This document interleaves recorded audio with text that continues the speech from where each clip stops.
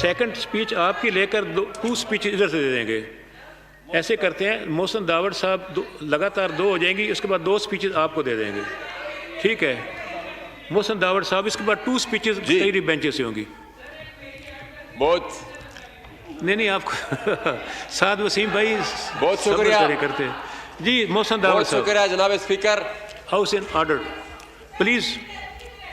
बहुत शुक्रिया कि फाइनली ऑर्डर प्लीज बात करने का मौका मिला जी। समझ हमें ये नहीं आती कि जब मैं बलूचिस्तान जाता हूँ तो मुझे जहाज पे वापस भेज दिया जाता है, जब मैं डिस्ट्रिक्ट कुरम जाता हूँ तो वहाँ पर रास्ते में रोक लिया जाता है, और जब पार्लियामेंट में भी होता हूँ तो बहुत ही मुश्किल से।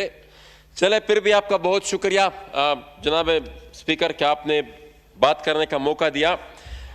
इस मौजू पर बात करने से पहले एक कमेंट सिर्फ करना चाहूँगा कि जिस तरीके से आज ये चोर दरवाजे से एक कानून साजी आई है और एंटी टेररिज्म एक्ट और साथ ही पेनल कोड में जो अमेंडमेंट हुई है कि जो भी आर्म फोर्सेस के खिलाफ कोई भी कमेंट करेगा उसको 2 साल की उसके लिए सजा तजवीज़ की है।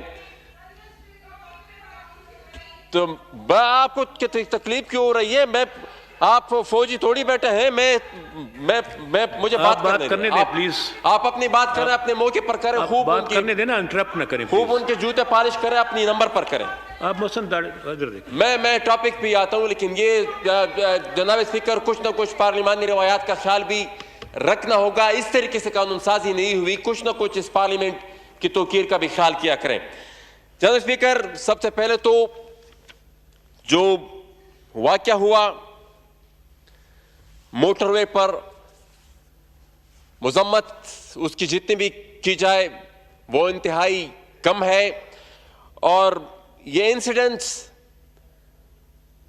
बदकिस्मती से पिछले इसके अगर हम स्टैटिस्टिक्स निकाल कर देखें, चाहिए तो ये था कि कल जो एडवाइजर साहब थे पूरी एक ब्रीफिंग लेकर आते कि क्या हो रहा है, क्या स्टैटिस्टिक्स है, कितने केसेस है, कितने कन्विक्शन रेट क्या है उसमें। उसी के बाद फिर जो भी डिबेट होती है हर कोई अपना इनपुट देता तो कोई पॉजिटिव आउटकम उससे निकलता है। लेकिन वो जो उनकी स्टेटमेंट्स थी मेरे ख्याल में वो भी बस सिर्फ अपनी जान छुड़ाने की कोशिश कर रहे थे। ये एक सीरीज ऑफ इवेंट्स है। वो मोटरवे पे होता है, बुनेर की एक बच्ची का जो कल यहाँ पर एक मेंबर साहब ने कहा कराची में वो वाकया होता है, नौशेरा में तकरीबन ये महीना पहले एक वाकया होता है, एक सीमा नामी 6 साल बच्ची थी, वो उनकी भी कुछ, जब मैं गया वहाँ पर तो वो उनके जो फैमिली थी उनका कहा कि कोई हुकूमती जिम्मेदार जो है वो अभी तक हमें पूछने के लिए नहीं आया। बहुत से केसेस ऐसे होते हैं जो हाईलाइट भी नहीं होते, लेकिन जो कंक्लूजन की जब बात होती है और इसके लिए किसी वे आउट की बात होती है तो मेरे ख्याल में अभी जो मुझसे पहले एक तकरीर हुई उसमें मेरे ख्याल में सलूशन भी निकल आया। मसला हमारा यह है कि कवानीन मौजूद हैं, सजाएं भी मौजूद हैं। फांसी हमने जेल के अंदर देनी है या बीच चौराहे पे देनी है, लेकिन फांसी आप तब देंगे जब बंदे को कन्विक्ट तो करें। अब 5% जिस क्राइम में कन्विक्शन हो तो क्या आप खाक रोक पाएंगे उस जुर्म को? ये होते रहेंगे। तो इसके लिए बुनियादी चीज तो यह है कि जितने भी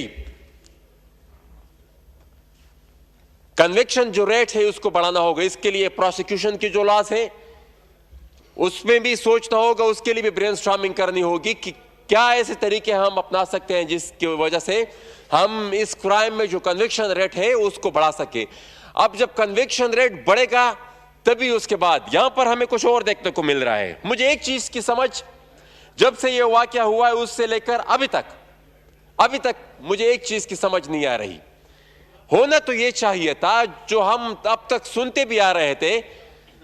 हुसन प्राइम मिनिस्टर साहब का तो एक बहुत ही परमानेंट एक आर्गुमेंट रहा है कि भाई जो इल्जाम लगता है तो फलाना भी इस्तीफा दे देता है, फलाना भी इस्तीफा दे देता है। यहां पर बजाय कि वो जो कंसर्न ऑफिशियल्स है वो खुद इस्तीफा दे, इस्तीफे के बजाय वो इतने कंट्रोवर्शियल स्टेटमेंट्स दे रहे हैं और उन कंट्रोवर्शियल स्टेटमेंट्स के बाद भी हुकूमत उनको प्रोटेक्ट कर रही है। तो हमें तो उस वक्त तक हुकूमत की नीयत पर भी शक है कि वो सिंसियर नहीं है इस इन्वेस्टिगेशन में भी, और इस केस को मंतकी अंजाम तक पहुंचाने में, जब तक वो इस ऑफिसर को हटाती नहीं है। वो इतने कंट्रोवर्शियल स्टेटमेंट्स बड़े धड़ल्ले से दे रहे हैं, उनको कोई पूछता भी नहीं है। पूरी की पूरी पार्लियामेंट उसको तनकीद का निशाना बना रही है, आवाम उसको तनकीद का निशाना बना रही है, लेकिन वो मौसूफ है जो अपनी कुर्सी से हट भी नहीं रहा। तो सबसे पहले तो एक यहां से एक डिमांड ये भी जाननी चाहिए कि ये जो मौसूफ है जिसकी वजह से ये वाक़या पेश आया, उसको अपने ओहदे से हटाया जाए। साथ ही साथ जनाब स्पीकर एक और भी मसला है, जब तक कवानीन में, जब तक इस मुल्क में ये जो एक्सेप्शनलिज्म का कल्चर है ये बरकरार रहेगा, उस वक्त तक भी लोग चूटते रहेंगे, कन्विक्शन नहीं होगी। यहां पर आज मेरे भाई हाशिम भाई नहीं है, आज उन्होंने एक वाक़े का जिक्र किया कि चंद साल पहले बलूचिस्तान में कैप्टन हमाद नामे एक शख्स ने एक डॉक्टर शाजिया के साथ इसी तरह का वाक़या हुआ था। अब बजाय ये कि उसको कानून के सामने पेश किया जाता, पूरी की पूरी रियासत उस फर्द के साथ खड़ी हो गई, क्योंकि वो मुबर्रा है, वो मुबर्रा है। ये कल्चर अगर जारी रहता है तो मेरे ख्याल में फिर भी कोई उस बंदे को, उस हमाद नबी शख्स को अगर उसकी कन्विक्शन हो जाती, वो निशान इबरत बन जाता। मोहसिन भाई कंक्लूड फरमा। मैं कंक्लूड करता हूं सर, मैं कंक्लूड करता हूं। साथ ही साथ ये हमारा कलमिया है कि जिस तरह ये हमारी कंट्रोल्ड डेमोक्रेसी है, कंट्रोल्ड हमारा मीडिया है, कंट्रोल हमारी जुडिशरी है, मुख्तलिफ क्राइम्स के लिए हमारा रिस्पॉन्स भी कंट्रोल है। मतलब अगर हमने अपना रिस्पॉन्स देना होता है, उसके लिए भी हम देखते हैं कि मुजरिम कौन है, मुजरिम को मद्देनजर रखते ही हमारा रिस्पॉन्स सामने आता है। तो इस तरीके से भी मसाइल हल नहीं होंगे, और ये जो जराइम है इस तरीके से यही जराइम होते रहेंगे। एक आखिर में एक इस इवेंट से अलहदा मैं कल भी उस पर मैं एक और ये हो गया, एक और इशू पर मैं जनाब चेयरमैन बात करना इसलिए चाहूंगा कि कल भी मैं उस पर बात करना चाहता था, लेकिन ये डिबेट शुरू हो गई। जनाब फिर एक और मसला हमारे इलाके में ये हो रहा है कि यहाँ पर खवातीन की जो हमारे यहाँ एक और सिस्टम जो ज़रब-ए-ज़ब के बाद या जितने भी ऑपरेशन हुए उसके बाद से जारी है कि सिक्योरिटी फोर्सेस जहां भी कोई मामूली सी बदअमनी का वाक़या होता है वो घर के अंदर घुस जाते हैं, खवातीन पर भी तशद्दुद करते हैं, मर्दों पर भी तशद्दुद करते हैं, बच्चों पर भी तशद्दुद करते हैं।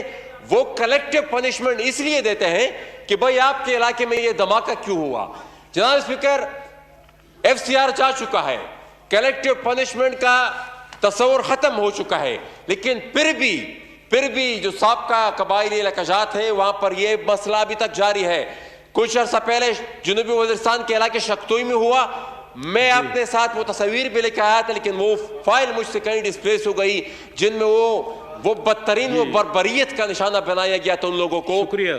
साथ ही साथ 2 दिन पहले हमारे शुमाली वज़ीरिस्तान के इलाके मोहम्मद खेल में यह वाक़या हुआ, एक आईडी अटैक होता है, उसके बाद फिर घर में घुस जाते हैं सिक्योरिटी फोर्सेस के लोग, और उसके बाद लोगों को, खवातीन को तशद्दुद का निशाना बनाते हैं। साथ ही साथ लोगों के घरों से सामान भी चोरी करके लेके जाते हैं, खवातीन से उनके ज़ेवरात भी चोरी करके लेके जाते हैं।